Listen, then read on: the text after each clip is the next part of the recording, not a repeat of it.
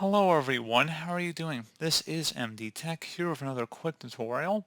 In today's tutorial, I'm going to show you guys how to check the user login history on your Windows computer. So whenever a user logs onto your computer, the information does get stored and is fairly easy to track. So I'm going to show you guys how to determine that, and without further ado, let's go ahead and jump right into it. So all you have to do is start by opening up the search menu, type in Event Viewer. Best match should come back with Event Viewer. Go ahead and open that up. And now you want to double click on the Windows Logs folder. And I will make this window a little bit wider here, just so that it might be a little bit easier to see. And now you want to select the security option over here. And now on the right side, it should give you plenty of details. So task category, you can see log on.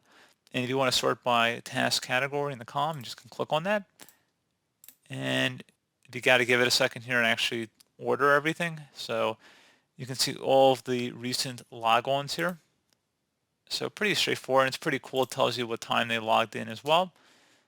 And that's about it. If you want to see additional details, you can click on the Details tab for any login event. And if you scroll down here, you can see additional information regarding the username of the account, the work group domain, username.